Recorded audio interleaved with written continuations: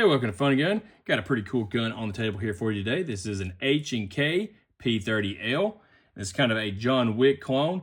Not exactly a clone, we'll get more on that in just a second, but first I want to say a big thanks to my buddy Mark for letting me borrow this gun for this video, and also Sealy Optics for making me an affiliate of their brand. If you're looking for a good budget-friendly red dot, you can go ahead and use the link in the description below to go to their website, and then you can use the code FunNGun at checkout to receive 10% off on everything on their website, and that also helps support the channel. So let's go ahead and show you that this particular gun is safe. There is nothing in the chamber, nothing in the magazine.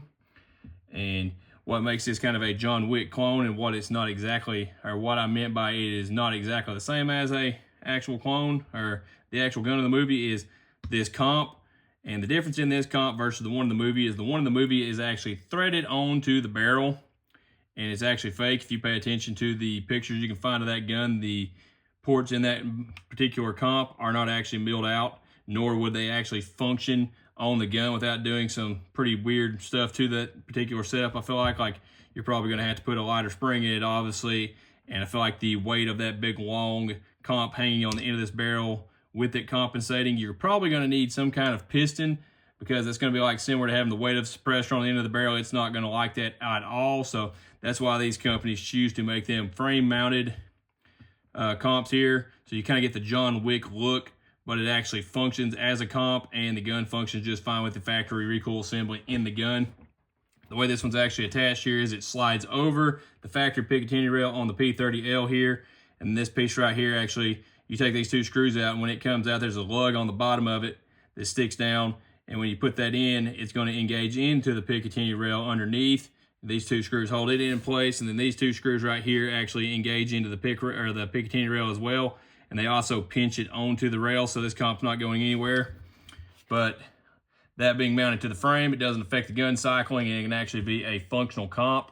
And we'll get into more of how that actually works in a second here. I'm going to talk about the gun a little bit more here, but I will show you some slow motion of this in action versus without it on the gun to see actually how well this comp works. And it actually does work, and I was kind of surprised because it does have a relatively large hole on the end here, and it's kind of squared off, so there's nothing really to stop the gas and force it to go up the comp. So didn't really know how well that was going to work, but like I said, works pretty decent, as you'll see here later on in the video.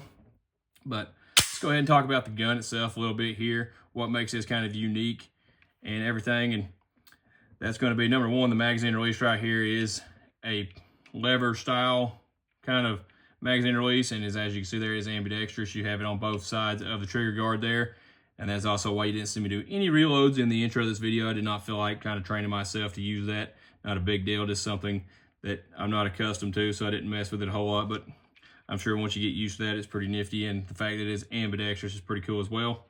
That also goes for your large paddles on your slide release here. It is ambi as well.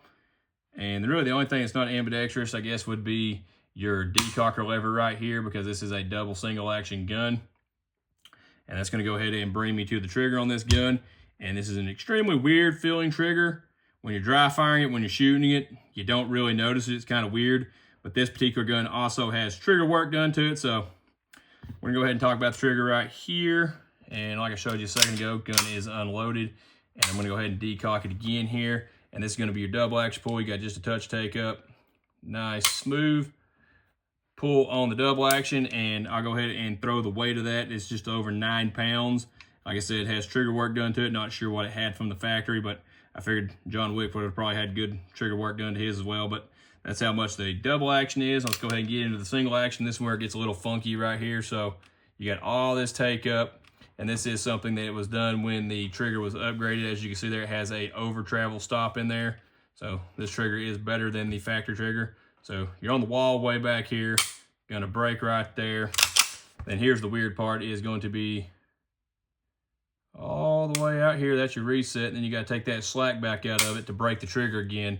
So when it resets, you're not on the wall again. You gotta take that slack back out of it. And I figured that was gonna be really weird when you're shooting it, but to be honest with you, I didn't really notice that at all, just more or less when you're dry firing it. But I'll go ahead and throw the trigger pull off to the side there for the single action as well. Can't remember what it was off the top of my head, but it was definitely way less than I feel like it was from the factory. Still got a pretty decent trigger, just a little bit odd to get used to. Now, stuff that differs from the John Wick clone here is going to be the fact he did add some grip texture to this, and also a mag well, which I'm kind of surprised John Wick wouldn't have a mag well on there, but hey, in the movie he did not. And then he actually put the fiber optic sight on there. So that's kind of just a rundown of the gun itself. Definitely a cool gun, and this is also one of the, probably the, I'm not gonna say it's the cheapest John Wick gun you can own, but it's actually one of the more budget-friendly ones, because all the ones in the new movies are all Terran tactical guns, and as you know, them guns are really expensive. This gun, you can get one of these with the comp for around $1,000. Just depends on if you pick it up new or used and where you get the comp and whatnot. So you can pick these up for a reasonable price for being a John Wick clone. So let's go ahead and get into how well this comp works. And I will say, like I said, I was actually kind of surprised versus the big hole in the front of it. And I will say some of the effect of this comp alone is going to, or the weight alone of this comp is actually going to affect the recoil some as well.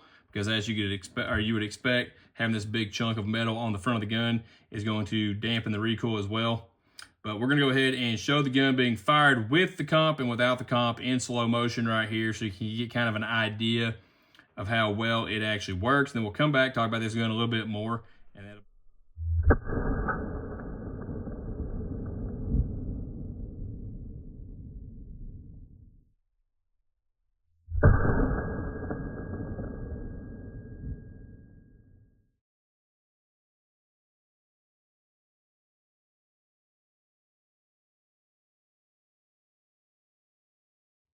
okay, like always, I'm going to say that is definitely not the most scientific way to test muzzle rise. Yes, I know that, but to me, it still gets the idea by that this comp does work. It actually works pretty decent for what it is, because as you can see there, you're getting roughly 4 to 5 inches of rise without the comp, and a pretty consistent 3 inches with the comp.